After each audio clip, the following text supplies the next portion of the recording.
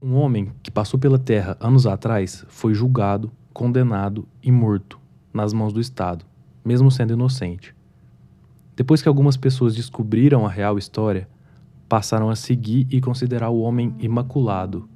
Essa história te lembra alguém? João Relojoeiro morreu protestando inocência. Não se conseguiram provas sobre a sua culpabilidade. A Royal foi roubada. As joias desapareceram e qualquer dos indiciados até agora não deu notícias dela. Há um criminoso impune, escondido nas malhas de mistério. Esse criminoso tem sobre seus ombros, sobre a sua consciência, a responsabilidade de 2 crimes: o roubo de A Royal e a morte de João Relojoeiro. Eu sou o Juan Madeira e esse é o Contornos, um podcast que vai te apresentar um retrato diferente a cada episódio, um perfil real. É uma chance de dar ouvido para a história do outro, que pode se parecer com a sua e com a minha também.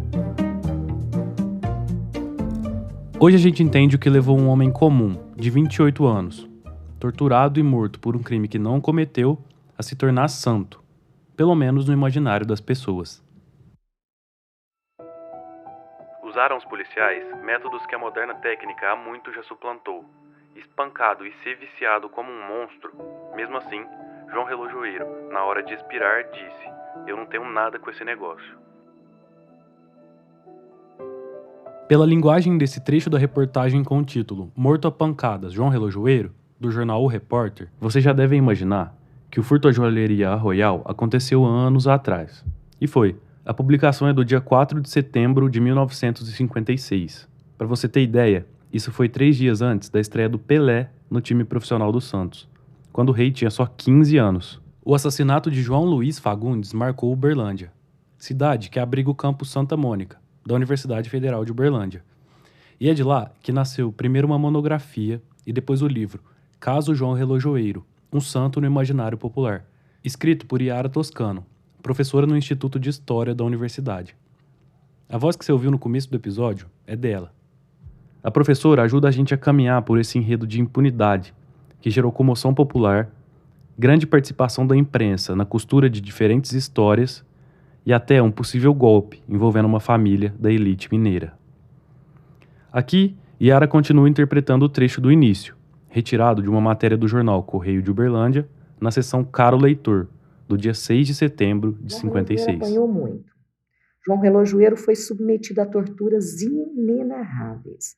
E, entretanto, é possível que João Relojoeiro estivesse inocente. Por esse motivo, talvez, é que foi infrutífera toda a flagelação a que foi submetido.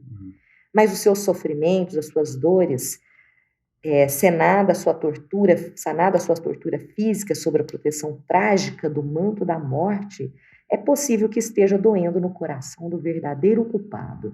O texto é longo e segue com trechos impactantes, que a professora Yara considera redigidos em uma linguagem dramática e hiperbólica, marcada pelo exagero. João Relojoeiro tinha o fígado lesado. Também os pulmões estavam assinalados pela brutalidade de seus algozes. Todas as vísceras apresentavam lesões mortais.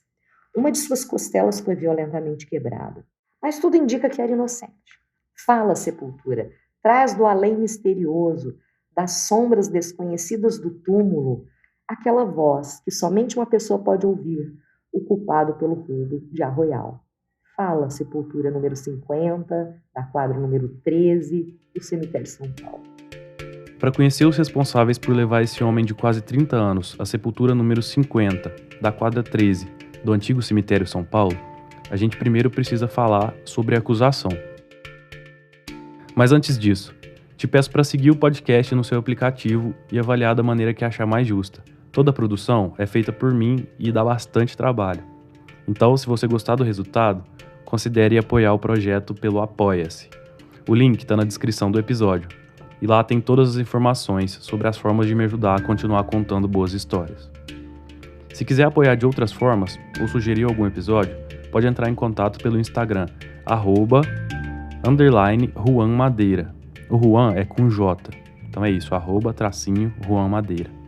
Ou pelo e-mail, juanvitor, sem C, madeira@gmail.com.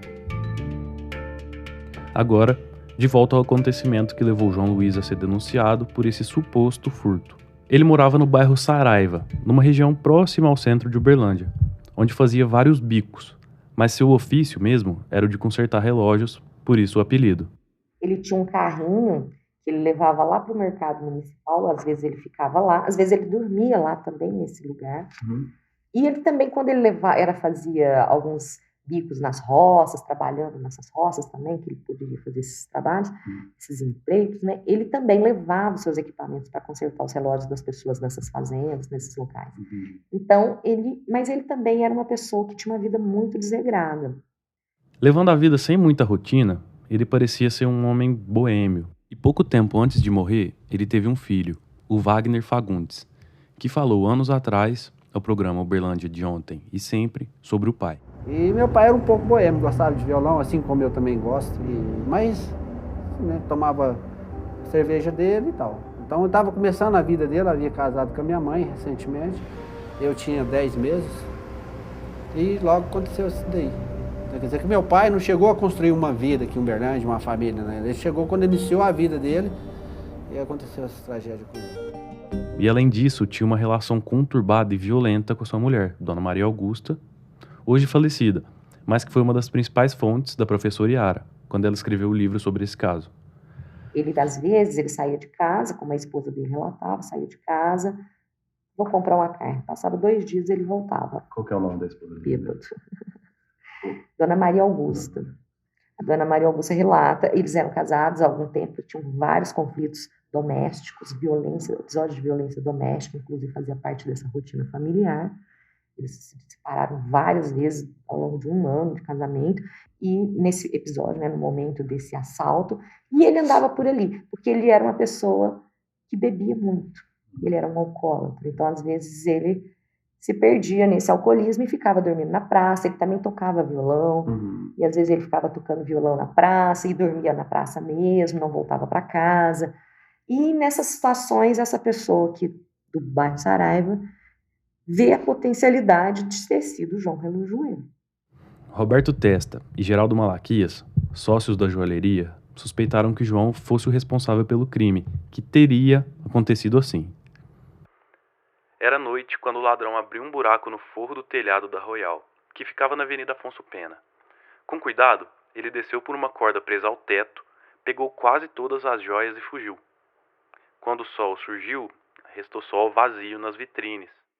Mas na real não foi nada disso. Logo você vai entender. De qualquer forma, na manhã seguinte, Geraldo Malaquias foi à delegacia, relatou o crime, apontando a quantidade vultuosa em valores. Atrás de evidências do arrombamento, as autoridades começaram a investigar o crime, que espantou a cidade, e chegaram no nome de João e 2 outros comparsas.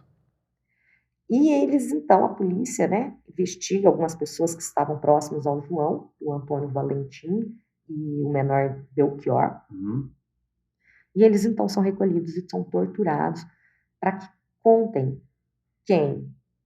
Porque diziam que achou a corda da carroça do Belchior, porque o Belchior, mesmo menor, ele era um trabalhador, e ele tinha uma carroça, fazia serviço na cidade, e eles disseram que achou a corda que estava pendurada lá no interior da loja, que foi usada para descer do teto, para acessar o interior da loja, que essa corda era a mesma encontrada na carroça do Belchior. De novo, isso nunca foi comprovado. Inclusive, outras hipóteses indicaram que não seria possível uma pessoa, nem mesmo uma criança pequena, passar pelo buraco feito no teto, por causa do tamanho. Então, por quê? Por que esses 3 homens foram investigados por esse crime hipotético? A professora explica. Nunca houve comprovações sobre isso, mas há uma hipótese que circulava na época de que o Geraldo Malaquias, que era cunhado do vereador Walter Testa, que eram industriais aqui na cidade, comerciantes e políticos. No caso, o Walter Testa era um político do partido PSD. E ele, então, o Geraldo Malaquias, segundo contos, o que ventilava na época, que ele tinha dívidas com o jogo. E ele ficou muito endividado numa partida que ele fez, e ele não tinha o dinheiro para pagar.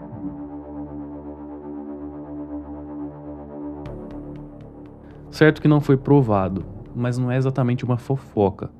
existem indícios de fraude nessa história. Essa possibilidade indica que existiu uma dívida de jogo, e por isso o Testa teria forjado a invasão da joalheria, para acionar o seguro. E há uma evidência entre tudo isso. Não há uma violação daquele estabelecimento pelo lado de fora. Entendi. Todas as evidências indicam que a porta foi arrebentada pelo lado de dentro. Então, não pelo lado de fora. E que o acesso que dava para o interior, um pequeno vitrô por onde tal pessoa deveria ter passado, não caberia o corpo nem de uma criança pequena. Entendi. Então, não há evidências de que essas pessoas tenham, de fato, invadido esse lugar e roubado. Se alguém forja um crime como esse para conseguir dinheiro de uma seguradora de joias, faz sentido a gente pensar que essa pessoa queira uma solução rápida, mesmo que essa solução seja construída e não real, de verdade. E foi o que aconteceu por parte de Roberto Testa. Ele pressionava muito a polícia, então os Testas passaram a assediar profundamente o delegado que estava investigando o caso para rapidamente solucionar esse caso. Eles queriam resultados. E isso pode gerar uma desconfiança em relação a essa hipótese? Eu acredito que essa hipótese pode ter fundamento, porque nunca foi encontrado o autor, de fato, desse crime. Naquele momento de busca pelos autores, Antônio Valentim e Belchior foram coagidos a assumirem a autoria do crime e também a delatarem o mandante. A polícia já tinha o relato de um denunciante indicando João Relojoeiro como mentor do crime. Com base nisso, o inquérito foi modulado para sustentar a narrativa de que ele tinha orquestrado o furto. Ou seja, os depoimentos foram manipulados, impressos e assinados pelos outros dois acusados, que não sabiam ler nem escrever, na ocasião em que foram torturados na ponte de arame, conforme apontou a investigação. Esse inquérito explica como João passou de principal suspeito para vítima de torturas inimagináveis, que sofreu durante quase 30 dias, em uma fazenda da família Testa. Eu aviso que aqui tem algumas descrições breves, são curtinhas, do que o João sofreu nesse período.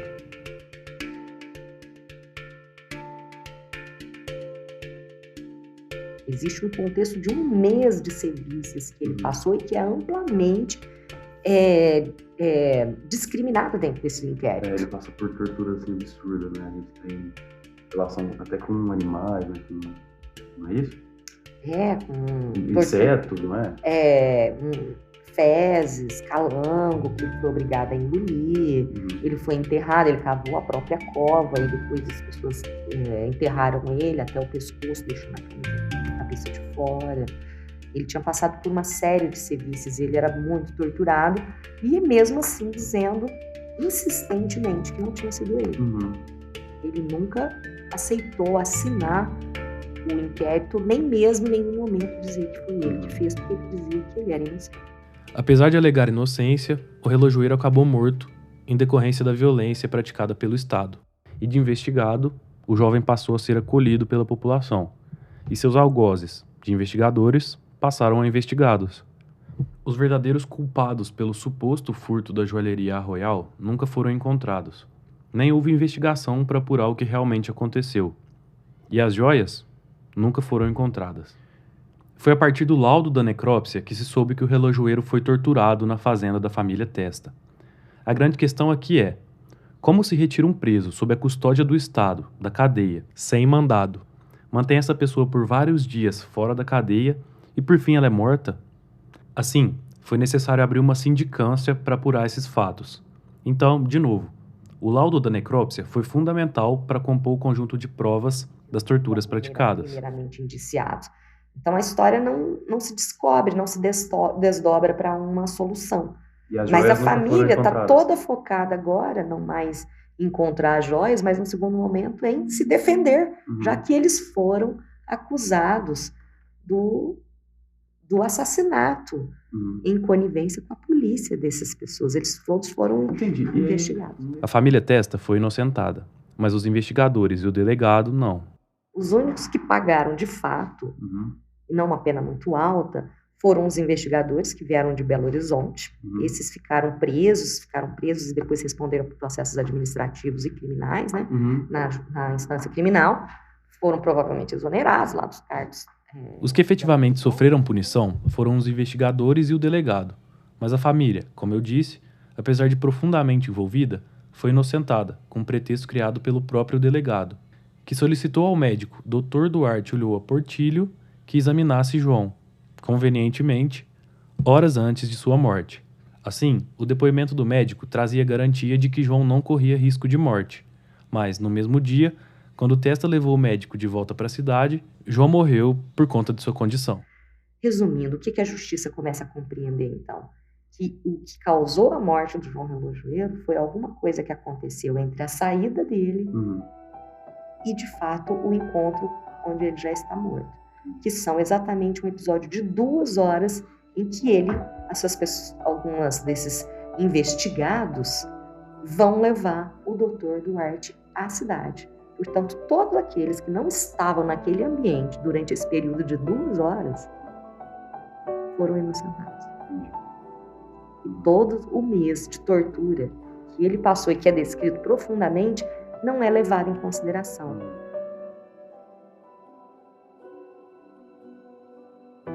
Quando a autora preparava sua pesquisa para escrever o livro, ela convidou médicos para fazerem uma análise de um laudo descrito sobre a morte. Pelas descrições técnicas dessa necrópsia, o legista disse que, muito provavelmente, João Relojoeiro morreu pelo agravamento das condições físicas, porque tinha sido muito violentado, e também tinha uma pneumonia grave. Então, provavelmente a falta de cuidado com essas questões que levou João à morte. E não exatamente esse episódio de 2 horas que a professora cita, que a família foi levar um médico da fazenda de volta para a cidade.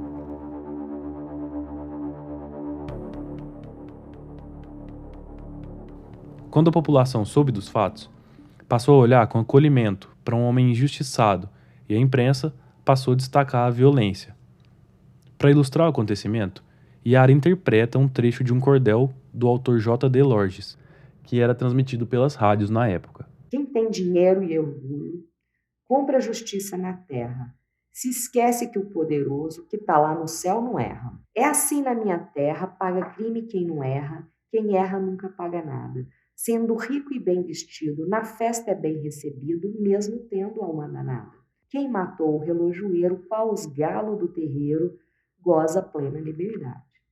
Vamos esperar mais um pouco para ver se esses loucos vão sofrer condenação, pois nós temos um promotor de alma nobre e de valor para fazer a acusação. Pobre João Relojoeiro, se o jurado brasileiro perdoar os algozes teus, só no resto uma esperança é a certeza da vingança que virá das mãos de Deus. Para a professora, nesse momento é construído um cenário interpretativo que vai guiando esse enredo e transforma uma pessoa comum em um personagem quase imaculado, alçando João, que morreu em condições extremamente violentas, a um patamar de santidade, mais ou menos como foi a história de Jesus. Na igreja, a santificação é um processo rigoroso e formal, que envolve a comprovação de milagres, virtudes heróicas e cerimônias oficiais. É um caminho longo e complexo, com muitos passos e exigências. Já na visão popular, a criação de um santo é muito mais orgânica e espontânea. Não precisa de aprovações oficiais nem de comprovação de milagre. É um processo democrático, onde a fé e as histórias compartilhadas pela comunidade são o que realmente importam. Pessoas comuns, muitas vezes marginalizadas ou injustiçadas, podem se tornar figuras sagradas aos olhos do povo. Pode ser que na sua cidade tenha algum, e fique à vontade para deixar um comentário contando a história dele ou dela. No caso do relojoeiro, esse misto de violência e inocência é que levam a essa construção, mas não de forma completamente espontânea. Como já vimos, tem a influência dos jornais e da própria população nisso. 56 anos depois do crime, em 2012, o G1 Triângulo publicou uma matéria intitulada João Relojoeiro tem túmulo mais visitado em Uberlândia. Essa manchete, que saiu no final do ano, também revela a magnitude do acolhimento da população. Além disso, a matéria também traz depoimentos de Wagner, filho do João Luiz Fagundes. Eu vou ler parte dos depoimentos aqui para vocês entenderem todo o contexto. Wagner acha pouco provável que o pai seja um milagroso. Abre aspas. Como eu não sou católico, eu não acredito, mas respeito as pessoas que acreditam. Meu pai foi vítima de uma violência e ficou marcado pela própria violência. Wagner disse que não tem raiva de quem cometeu o crime. Não tenho raiva, não tenho ódio, não tenho nada. Até porque acho que o ódio diminui as pessoas.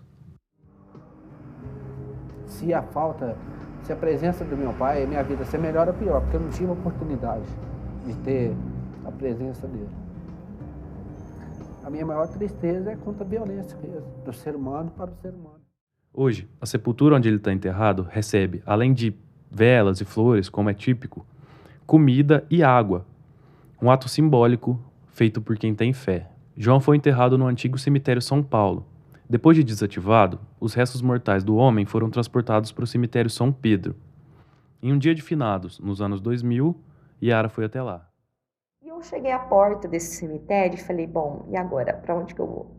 E aí eu olhei para uma região do cemitério, para um dos lados, e estava saindo uma coluna preta de fumaça, gigantesca. Ó, tem alguma coisa ali, vamos lá.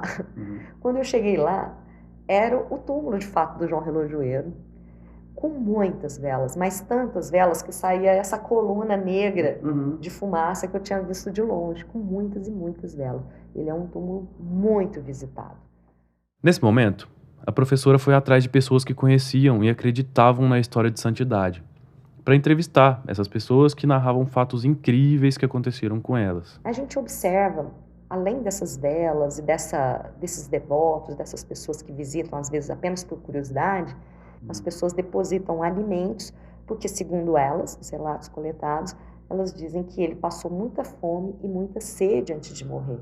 E aí eles levam alimentos e água. É muito comum ter alimentos e água nesse túmulo dele. Essa história, que vai do assassinato à santidade, aconteceu 68 anos atrás. Mas ela é, de certa forma, atual. É uma coisa de se pensar, né? Quanto tempo, quanta impunidade e quanta violência está envolvida nessas estruturas, que a justiça se apoia ao dar um veredito no final para dizer se a pessoa é ou não culpada de uma coisa, né? Dor, impunidade e inocência são as tônicas dessa história. Sobre o assassinato, quem pagou foram os torturadores. E décadas depois, Dona Maria Augusta, viúva de João, recebeu uma indenização pelo crime. Contornos é um podcast independente onde você conhece um retrato diferente por episódio. Roteiro, apresentação e edição são feitas por mim, Rua Madeira. Mariane Fiorilli faz a revisão do roteiro, a capa é do amigo Eric Topos, que insiste em continuar criando, e a trilha é do Slipstream. Eu não consegui contato com a família Testa. Caso queiram se posicionar, podem entrar em contato pelo e-mail ou Instagram.